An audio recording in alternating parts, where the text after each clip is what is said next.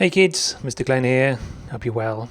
We are going to move into making the eyes now. The eyes are important because there are two things that we need to look at when creating the eyes. You need to look closely at the shape of the eye, and also we need to look at what is around the eye and what we can add to the eye in order to make it look as natural as we can using these black, dark, thick lines. So in this eye, if you're using this example, we've got this curve here as well as the eyelashes. We probably don't need this in here, the actual eyelid itself, and we're not going to add this because there isn't that much detail in here at the bottom of the eyelid. So the top eyelid here is what we want to add, as well as these light reflections here. So we want these shapes, and we have to come in relatively close. So we're going to have to make a circle and cut this out for this one. And for this one, we are going to have to make sure you can see what I'm doing when I'm zooming in and out. So you can see my finger. I'm just got my little finger there on control. So we want this shape here. So I'd probably just make a line for this one, to be honest. We will end up with this. If I turn my eye on, we're going to turn it into this. So we have, you can see that even though she's got these incredible green eyes or hazel eyes, we are still going to put these black ellipses in. And you can see that I've also just used the pen tool in order to make these kind of triangles, these thick black triangles, just like we saw in the original Opie image in the last video. So how can we create this? So I'm going to do the first one here. I'm going to do this eye here. So I'm going to get my pen tool. I'm going to make a new layer. I'm going to call this one eyes 1 because I want to keep these eyes here as an example. So I'm going to go and add eyes 1, and I'm going to go and get a pen, and I'm going to start here where the darkness sort of ends, where her makeup ends. And then what I'm going to do is just go to the center of the eye, just above the iris. And I'm going to go into there like that. And what I want to do is just double click on the end there and make that point. Because I'll have my node to edit here, and I can just sort of drag that out. And I can bend these around here. Like so. And then I'm going to go and make this. Maybe I can just go and delete this. You can't see my keyboard. I'm hitting the delete key on there. I'm going to delete that. I'm going to click it and make it go red. If I just undo that for a second, you can see that when I click it, it goes highlights, and then I can delete it. I hit the delete key for that. Now I'm going to go into my stroke style now, and I'm going to go and just create this to be really thick.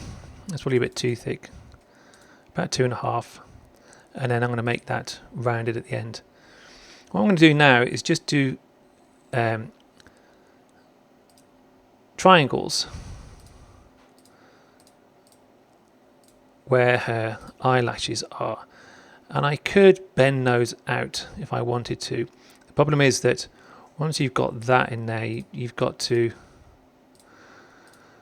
bend it back again, so you're just pulling backwards and forwards, and that you can just do triangles like this. It's just as good, it's just as effective. I'm going to go and create all those, and then these ones are quite thick at the end, and then you've got this wispy one that I'm just going to go and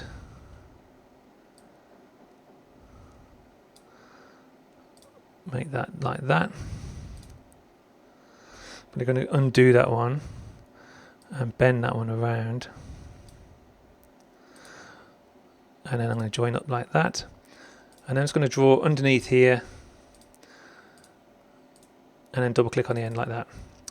And then all I need to do is just go and use my select tool, select that shape and fill that in with black, and I can hold down shift. I'm just holding down shift here, and I'm going to join those two together with a Control and G, and they're grouped. So that's my eye for that. So I'm just going to go and put a circle now in here. And I'll just start off the eye. I just remembered what I had before. I'm going to go into there. I'm going to go and hit S so I can pull this into a shape. I actually want to just go to the full eye there. I don't want to go too far. And then I want to make that black, like so. And what I'm going to do is I use this opacity here. So the opacity just means I can see through it.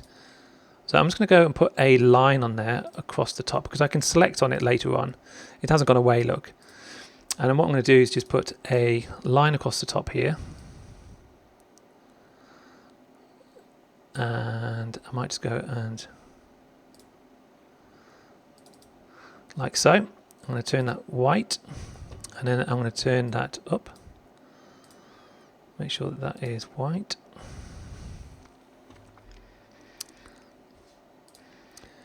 So what I've done to make this white is I cheated a little bit. So I can go and hit this. I need to go and make it, I need to go and select it. So just go and select on it and turn it white. If it doesn't go white for you, don't worry, because in your fill and stroke here, you can go to the stroke paint and you can drag these all the way up to the end so that they're all at their maximum. So 255, 255, 255. And then what I did was just at the end, I double clicked in here and you can see I've got those nodes again with my pen tool. And what I did was just turn it around a little bit just so that they're kind of out the way and they're not too crazy.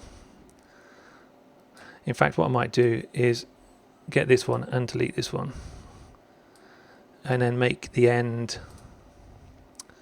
in my stroke style again, making it round like that.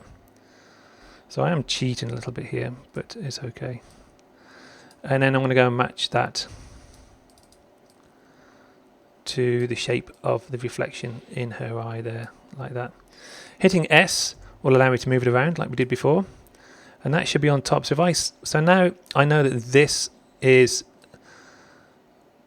the opacity is not quite at 100. So if I zoom out now, you can see that the eye has really sort of come alive. I don't really bothered about the hazelness of it or the brownness or the greenness. So if you're following along with this one, you could copy that and you can do the same for the other side. So you'll end up with both eyes like that using an ellipse, pen tool for triangles in the eyes, and then a pen tool for the reflection of the light. So next job, we are going to do the nose and the mouth, and we have to be careful with the mouth here because even though she's got painted lips, we will only use the Opie style, which is where the lips meet. And again, this nose is very delicate and we're only going to use that and that. So that's what we're going to come up to right now. So this is your job now to go and have a go at creating the eyes. As always, year 6, good luck.